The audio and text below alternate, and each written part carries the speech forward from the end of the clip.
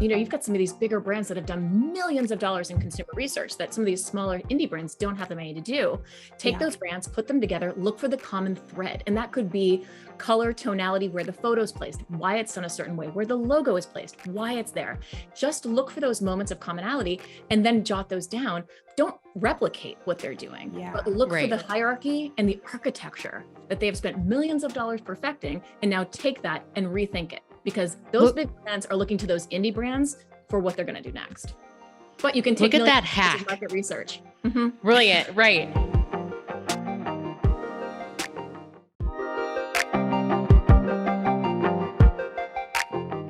Welcome everyone to No Surprises, season 2. And we are a look inside the ambitious, joyful, and occasionally terrifying journey of creators.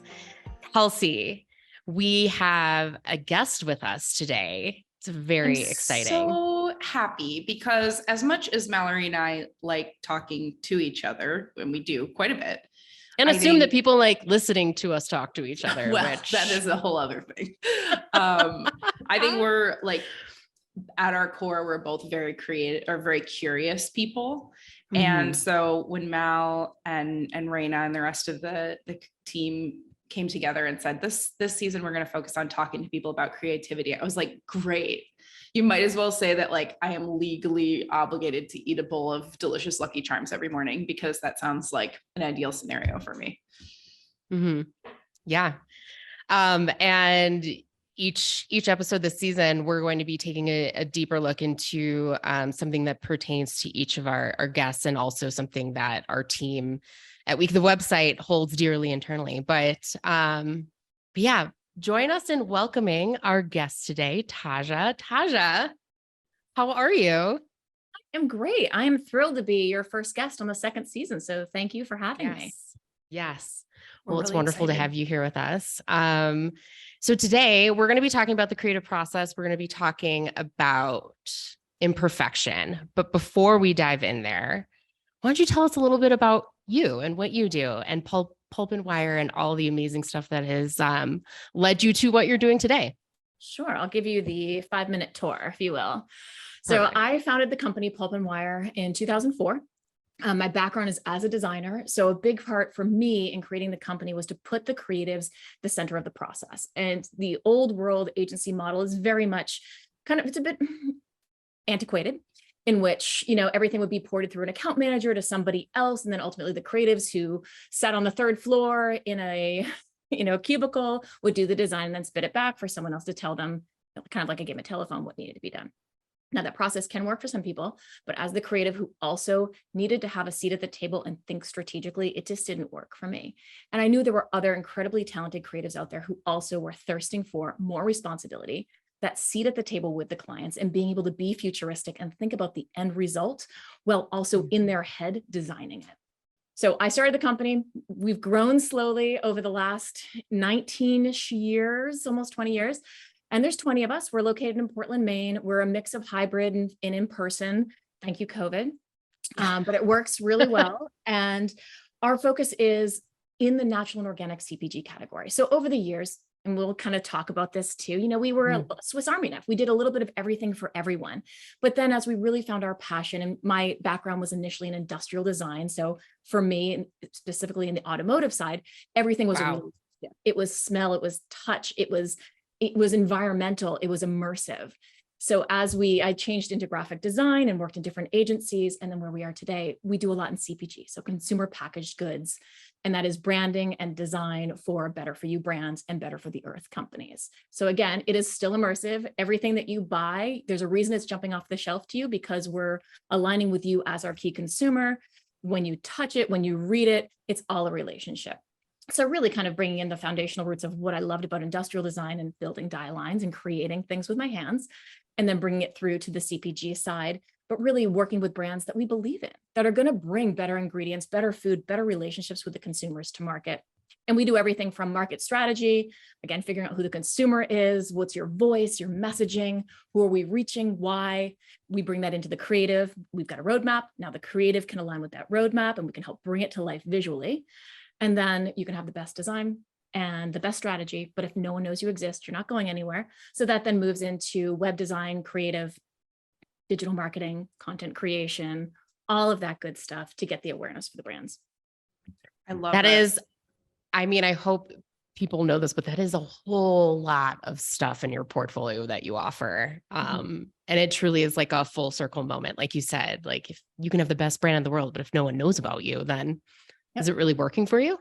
Right. And you can have the most beautiful design, but if you look like 8 other people on the shelf, that's not going to work.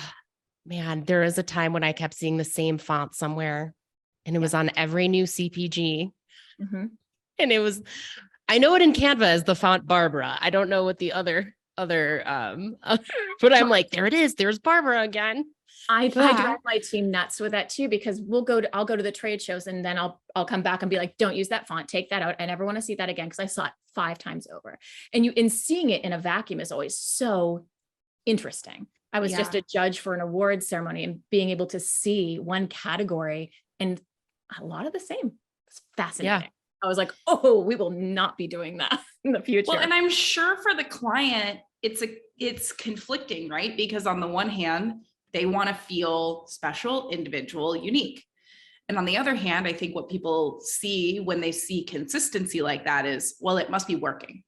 Right. And so I think it feeds into this weird cycle of, like design that iterates very closely to products that have come before and after, because they're like, well, this must be something that consumers are connecting with. And I think they do. Right. But they connected with it when that was a fresh idea. And so that's like the hardest part, is always keeping it being the fresh idea and not just, oh, people liked that. Well, and as I tell my team too, is, you've got some of these bigger brands that have done millions of dollars in consumer research that some of these smaller indie brands don't have the money to do. Take those brands, put them together, look for the common thread. And that could be color, tonality, where the photo's placed, why it's done a certain way, where the logo is placed, why it's there. Just look for those moments of commonality and then jot those down. Don't replicate what they're doing, but look for the hierarchy and the architecture that they've spent millions of dollars perfecting, and now take that and rethink it. Because those big brands are looking to those indie brands for what they're going to do next. But you can take look at that hack. Market research. Brilliant. Right. If you don't have millions of dollars to spend on market research, here's a simple hack for you. I actually think about that a lot. And I'm like, oh, well, what are the big brands doing and where are they shifting their positioning? And where does that kind of align with what we're doing? Because that's going to tell me a whole lot about which way the market's going. Well, I was looking at your portfolio, and one of the brands, I'm so familiar with so many of the companies that you worked with, right? Like Mal and I met at a cooking club. We love food. Our office is above a Foxtrot, which is, just like a very CPG fun, haven. Yeah. CPG, like beautiful space for all of this. And one of the ones that I thought was really interesting was the Bob's Red Mill brownie mix, which I feel like you have this very specific brand with Bob's, which is that it's, heritage and it's healthy and it's warm, but then you're seeing like an introduction of new products like brownies, but also a new like angle on their design, which is, I think, just like very interesting to me, and probably was a really fun challenge for you all. So that's an interesting client. I love this brand. I'd loved this brand for years. So being able to get to work with them was such a treat. And we've done a few different projects for them, and they have an amazing in-house marketing team. So they have great designers, they have great marketing, but they'll pull us in every once in a while when there's like, help us on this. We need to think outside the box. We need help pushing this across the finish line, or they're crazy busy with a different launch. And it really is fun because it's, instead of, you're not really working directly with a client, you're working with a marketing team of other creatives that are just like excited for what's new. And those are really lovely relationships to have. We have relationships of all types where we're working with their marketing team, or working with their design team, or we're working directly with the owner. And each relationship is different. When you're, as you know, when you're working with an owner-owned business where there's like 2 of them, a lot of emotion can get in the way too, because they're so early stage. When you work with larger teams, of course, decision by jury sometimes can fall into right. It's from being like, it goes from like being one's child, like in the case of Kelsey and I, when we think about Week of the Website, you have to kind of divorce yourself from it a little bit when you're starting to make bigger choices for the company as a whole. And you're like, other people are making choices now too. It feels gross. Our child is growing up on its own, but you have to like let go. Yeah. Yeah, you do. And that's part of like, Bob's is like one of those unicorn brands to work with, truthfully, because just as lovely as they're perceived in the market and the ownership and everything they've done for their employees, their team is also just as lovely internally to work with. So whenever we have a project, we're just like, oh, so excited about it. Yeah, it's great. I'm so happy. I'm so happy to hear that, because I think when you get to hear a little bit about like what's behind the scenes of some of these brands that you love, it's delightful when the brand perception aligns with like the team reality. Love that. It's not just like smoke and mirrors. It's not. Yeah. It's awesome and lovely. That's so great. I need to try these brownies. They look really good. Wait, where did you see them? They're on the Pulp and Wire website. Oh, they're on the Pulp and Wire website. I thought you meant you saw them like at Foxtrot. I was like, oh, They might be down there. They might be. I will check They probably are. after this call.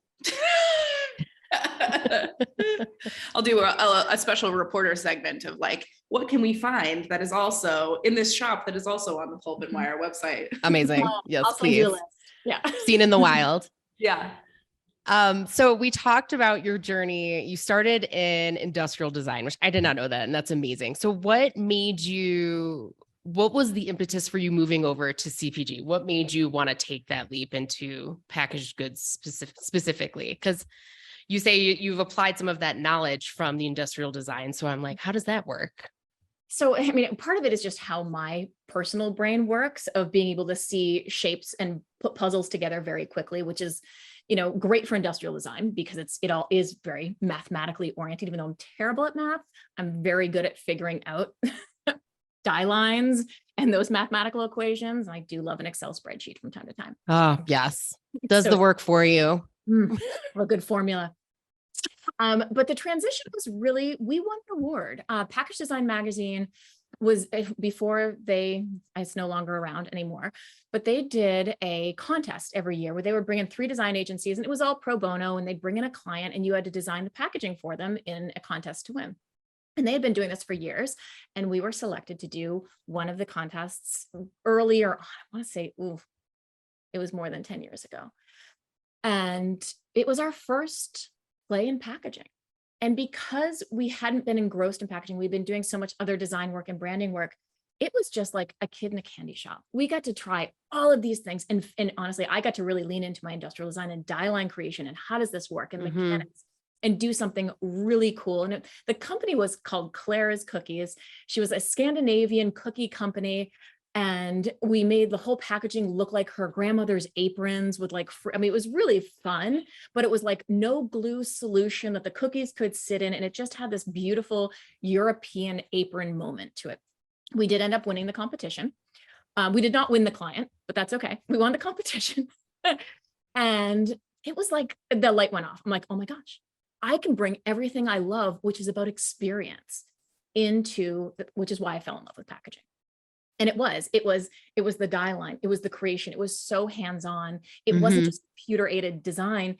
It really went beyond that into thinking about the consumer and the psychology of the consumer and what was going to resonate with them on the shelf. And then once you picked it up, what are those little Easter eggs, those hidden moments of detail that are going to get you to fall in love with this brand? And that was like the aha moment of like, I need to do more. It was also at a time, my husband's a classically trained chef, and my kids were young, and everything we ate and what came into the house was very important to him from a nutrition standpoint. But it was like the early days of like Whole Foods.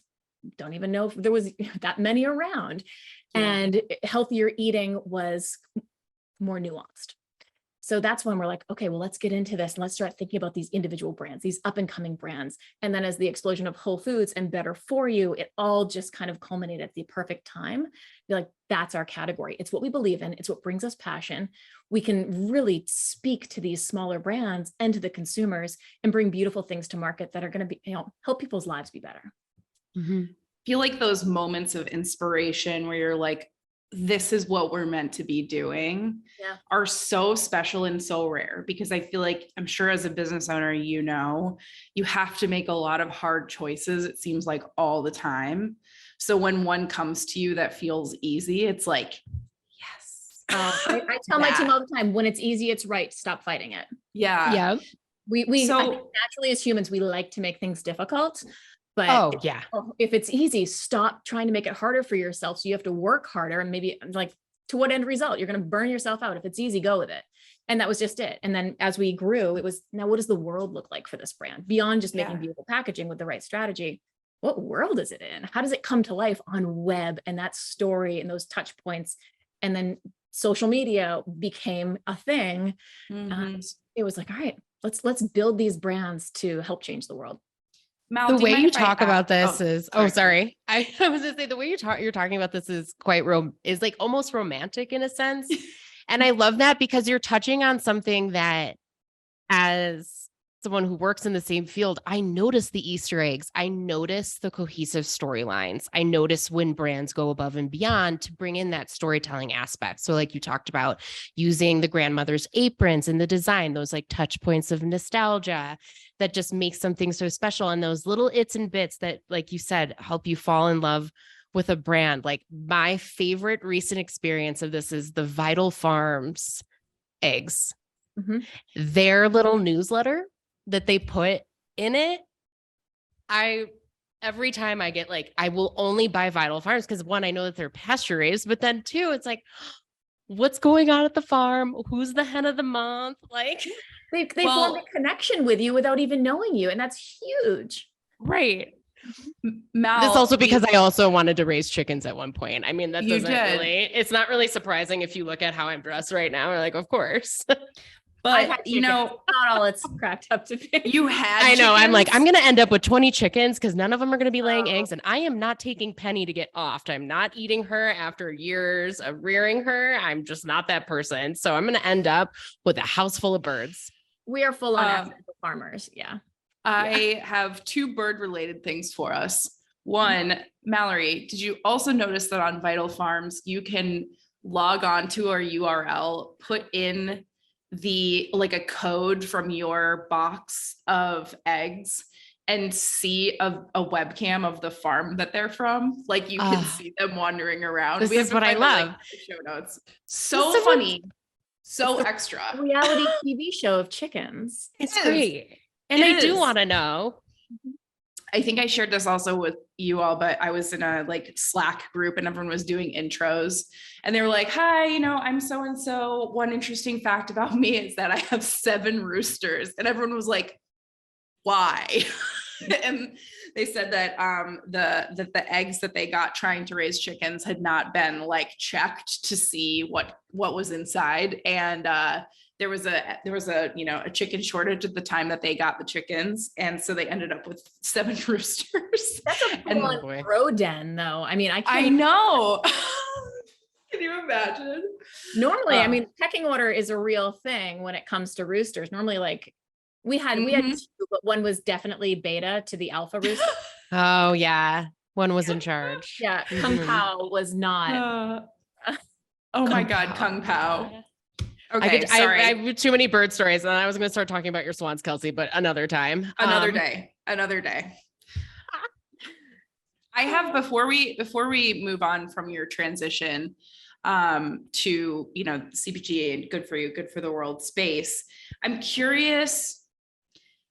I think we share a lot of similarities coming, from the agency world, or small independent female owned agency, I should say.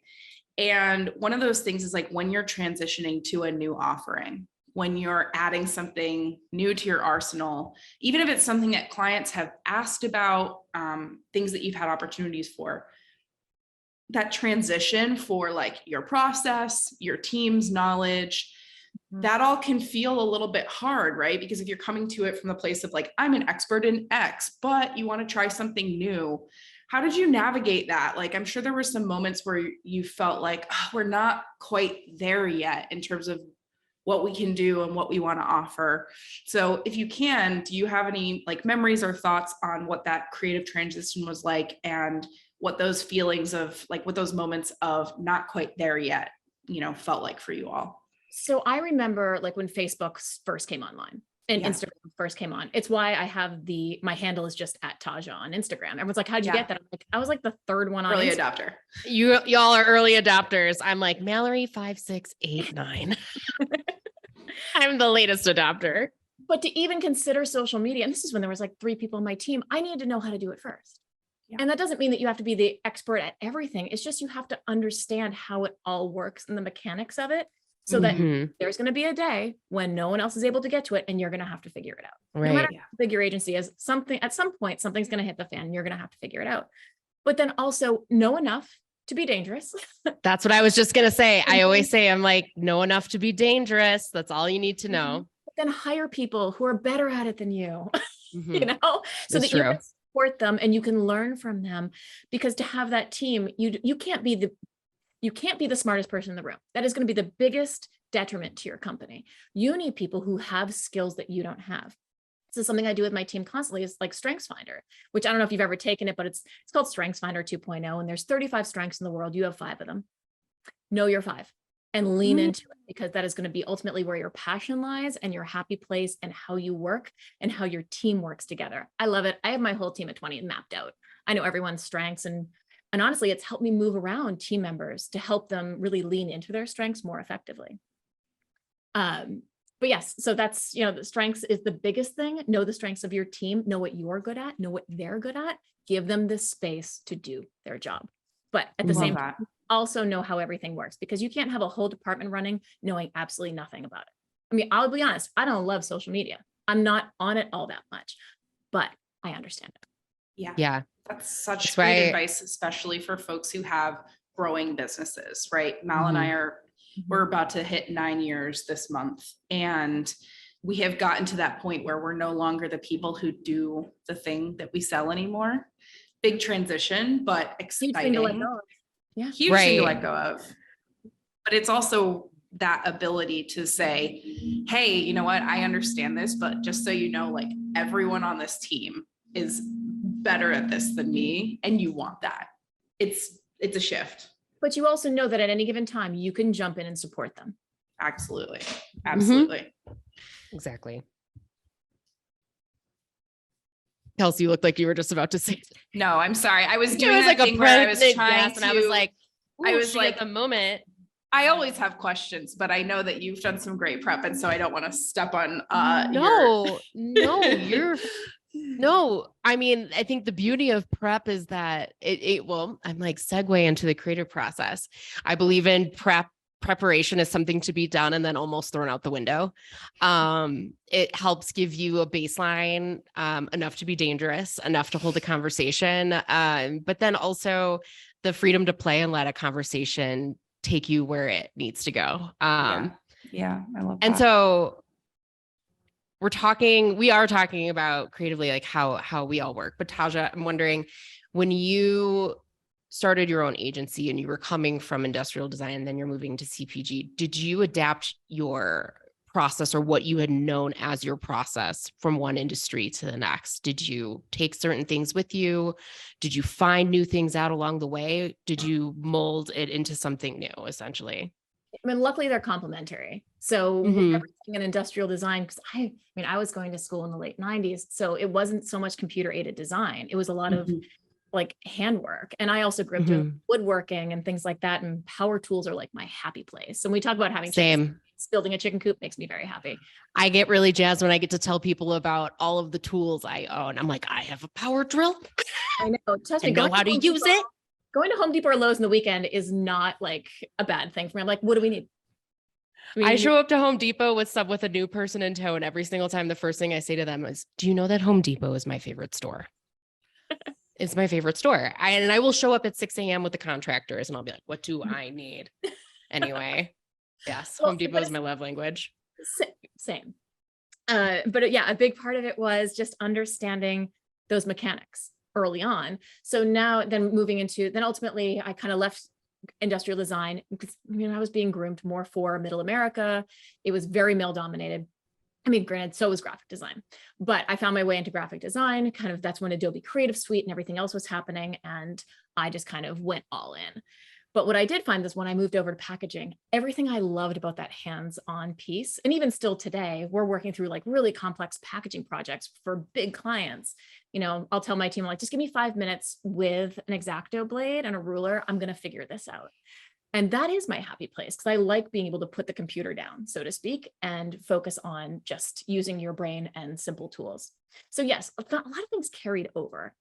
The biggest thing for me that I learned in the early stages of design, to your point that you're going through also, is there's a certain point you need to let go of certain things. You need to let your team do it, but you also need to know where your excellence lies. And for me, it was really sitting with the clients and seeing futuristically where they needed to be, where they need to be in a year, where they need to be in 3 years, where they need to be in 5 years, and then putting those puzzle pieces again together. So less creating a die line physically, but mentally, I'm pulling it all together and helping them pull that vision strategically. Like what needs to happen? How do they need to look? How does it all come together? And then working with my team to help that reality. Yeah. I feel like one of the hardest parts of the creative process for clients is when, and I can hear this in your voice, that like throughout your career and every day, you all are pouring so much personal creativity into these projects. You have a vision for the brand. That vision is informed by, you know, the brief that you're getting from them, but still it becomes its own thing in your own creative mind. How do you work with your team when you're all really excited about an idea and the client responds to it and they're like, it's fine, but it's not quite there? Like, I think there's this excitement that you need your creative team to have going into that ideation process that can sometimes be a little hard to recover when it doesn't feel like it's a win for the client. How do you work through those moments with your team and for yourself? I mean, sometimes you need to give the team a little chance to lick their wounds and then come back at it. But I mean, we teach the team that even if your design wasn't chosen, you can lead from the bench. You can still be a big part of this project. But truthfully, let's say nothing hit the mark. I'd go back and be like, did we ask the right questions? Let's go back to the Q&A. Let's go back to the strategy we built, because normally we've luckily this doesn't happen very often because we're getting them to sign off on the strategy. They're signing off on vision boards. They're signing off on all these pieces that ultimately ladder up to the creative. So it's not a huge surprise, but sometimes it's like, oh, that's just not quite what I had in my mind. And then we're learning about the client. We're like, oh, communication might not be their strong suit. Let's ask these questions. Maybe we didn't ask the right questions because we're both at fault. Both sides need to come together and figure it out. It's never really one side or the other. Yeah. Right. So that's just about unpacking what worked, what didn't work. And let's say they liked nothing. Then what I would do is I'd basically jump on with them and have the team jump on and be like, let's look at it.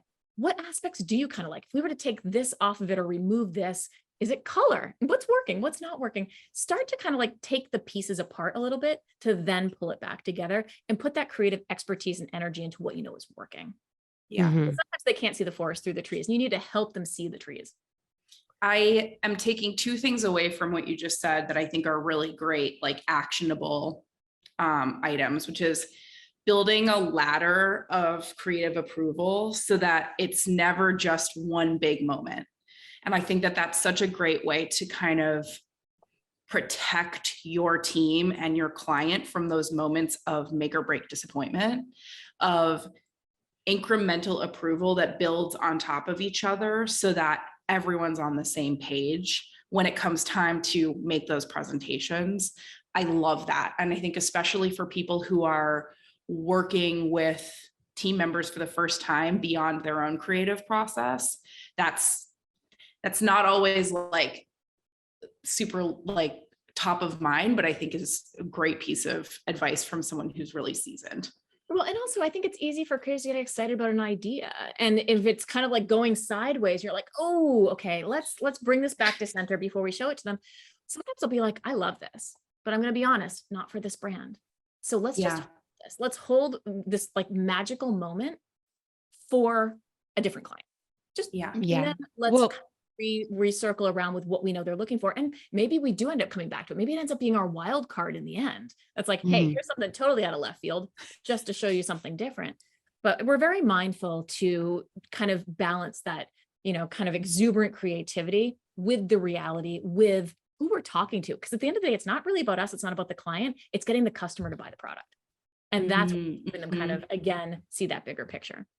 We run up against this exuberant team mentality all the time where our team members are just like We always say, our clients pose us a question like, can you do this? And our response is usually, I don't know, can I? And then we go off on this like fact-finding mission. And so when it's come down to helping to guide our team, we've kind of come around to a mentality that you actually wrote about in Forbes, which was your article that is done is better than perfect. And that is something that we tell our team all the time is, you're going to waste a lot of time trying to get something just right. But in actuality, like we just need to get client sign off. We want to make sure everyone's on the same page. Like your ideas, perfections, maybe not theirs. But tell us a little bit more about how done is better than perfect applies to your life. Yeah. So it's an interesting one because we can spend so much time micromanaging something to the point that sometimes we overwork it. Think of it like dough, like if you're making bread, don't overwork it. Because at some point you just need to know, are you close? So when we think about round one creative, we do a lot of spitballing internally. Just be like, oh, is this the right direction we want to go in? Is that the right sketching? Is that the sketch that we want to move into being more formalized? Don't try and over perfect things early on, even in our own process, so that we can kind of get a breath of what's happening. And then you do need to ultimately show it to the client, but we're not just showing them one finished look with everything that does need to be perfect from like a large campaign standpoint. We're showing them ways in. And because there are budgets, there's time constraints, they want to keep their costs down. We also need to be quick and efficient and thoughtful with our process, which means not blowing our whole budget in round one, trying to make it perfect when we don't even have the buy-in or the feedback from the client. So it's a fine balance. It needs to look good. It can't just be a yard sale or a hot mess. But at some point you do need to be like, it's done. It looks great. There is room for improvement. Yes, but not at this right now. Not right now. And there'll be time to finish it and make it perfect in the end. And at the end of the day, it'll be great. It'll be perfect. But don't slow yourself down with a sense of perfection that a lot of designers have that will ultimately get in your way from moving things forward. Totally. I mean, I think about, our team, and for us, it's just like, exactly. Manage your time, manage your resources, make sure you're all on the same page, because in actuality, like in the world of design, I feel like you always have to leave room for evolution. So there is no perfection because there is no end result. Therefore, you're just kind of getting it to a place where at present, it's good. It's good enough for now. Leave room for improvement, leave room for evolution, let things kind of become what they need to become. Because I don't know about you, I mean, you can do a lot of strategy and conceptualization in the background, but then when it comes to applying it into real life and reality, and this goes back to, teammates, done is better than perfect. It's always like, well, in reality, this doesn't exist. And our clients maybe aren't going to feel this way. So it's nice that you want to get it perfect, but that's not the world that we live in. We just we have to focus on being efficient and getting some sort of movement towards a common goal with the client. Right. Because we don't have like 3 years to work on this packaging, but also, done doesn't mean sloppy. It's very thoughtful. Done can be very thoughtful and very well thought out, but it's just not being overworked to the point that you're blowing the whole budget early on when you don't even know how the client's going to react to it. And the same goes for, sometimes it's vulnerability. You're putting yourself out there. I mean, with creative in round one, I think you said this, Kelsey, it's hard for creatives to put themselves out there and be like, did they like it? Did they not like it? What didn't work? There is a vulnerability there. And sometimes it's easier to keep working something over and over and over to avoid that vulnerability of actually finding out if they like it or not. So this is all part of that teaching. Is that you have to put yourself out there at some point. So find that right stopping point that feels good, but also you don't need to take a mental health day because you overworked it so much that now you're burnt out from doing it. Yeah, I think that's such a great, both of you, Mal, I love what you said about having to leave room, because I think that, to your point, Taja, like that perfectionism, it's like a way of guaranteeing that no one's going to have a problem with what you've done because you did it perfectly. But especially when you're working with clients, if you if you go real hard in round one, it also doesn't really leave them any room psychologically for feedback. Because if you're an empathetic client and you're working with a team you believe in, people you have experience with, and they come to you with something that looks really polished, really finished, really ready to go, and you're like, I'm so sorry. You almost don't want to give feedback. That's not it. No, yeah. It's like, it makes it really hard for them to find a way in to give that feedback. So I think I love what you both of you said about this of, you have to leave space for that feedback. And part of that is leaning into that fear of imperfection and trusting that you are strong enough to take creative feedback on work that you really love. So I love both of those things, because I think it's such a part of the vulnerable creative process that you can then stand up and be like, okay, yeah, I can take that feedback to power this to the next level, rather than being like, you didn't like it. I think also when you allow yourself that mental and brain space in the moment, even when the client's like, oh, I'm not quite sure if I love that, you might actually have a solution in the back of your head that's like, what if we tried this? I got a crazy thought. What if we move this around? Give yourself the space to also be creative in the moment. Too, and to offer solutions versus being like, I'm going to need to take that back to the team and think about it, because you're not, throw it out there. Don't be afraid to give ideas or give solutions, because that's where I actually find the most magic happens, is when they're like, I'm not quite sure. And it's like, oh, what if we did this? Give me your thoughts. Bring them into the creative process without making them the designer, because we don't want them to become the designer, but giving them the flexibility to have a say also.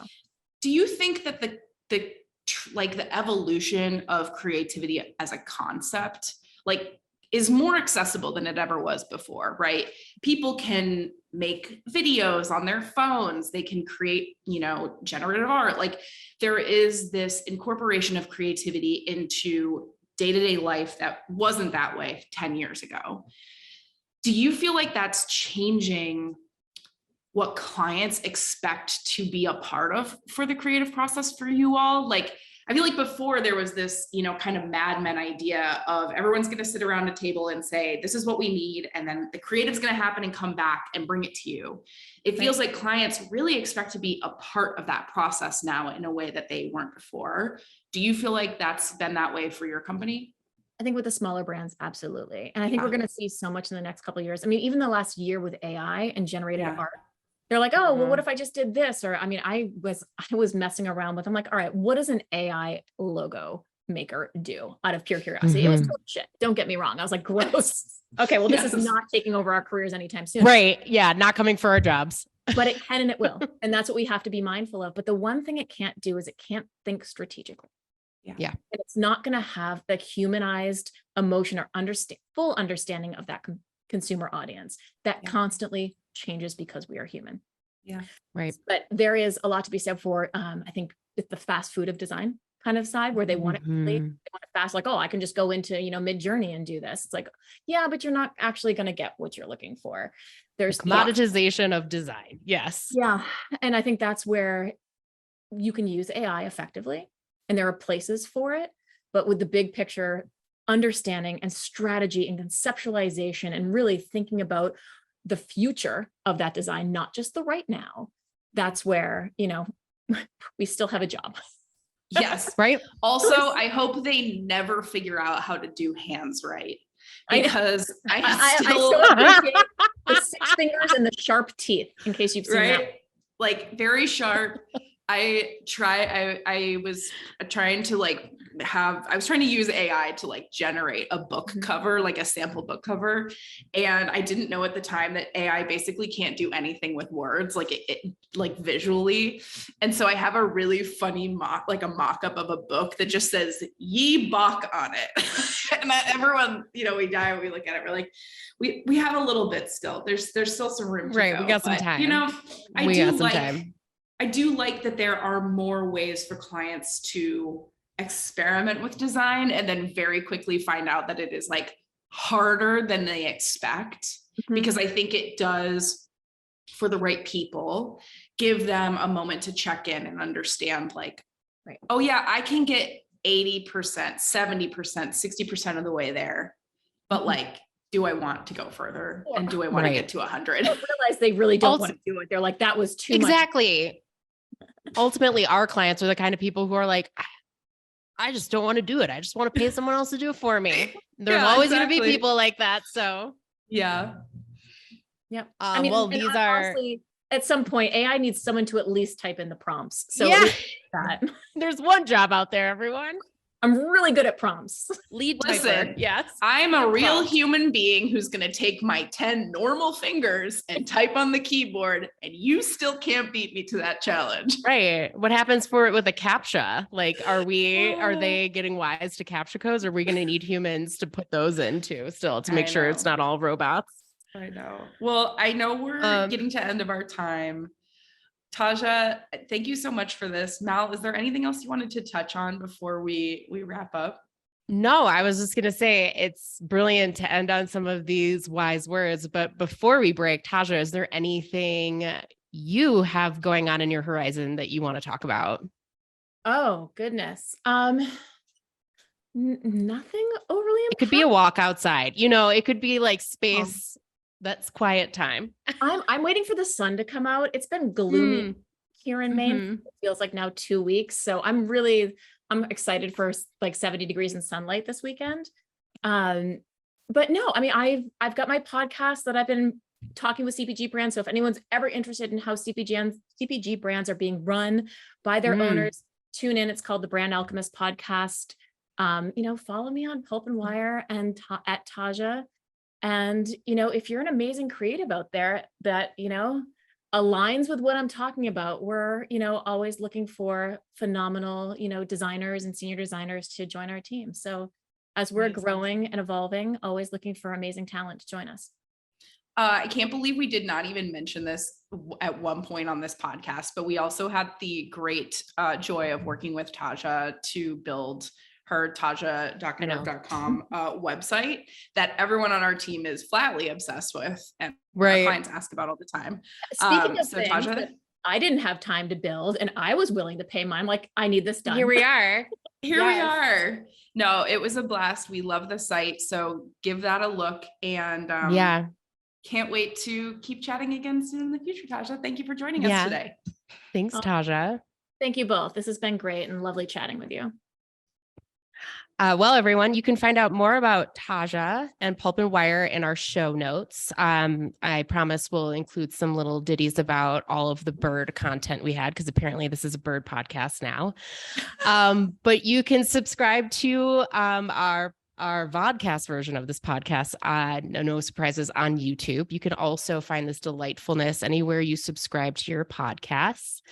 Welcome back to season 2. We've got amazing guests for you rolling through. So be sure to check back more, and we'll catch you soon.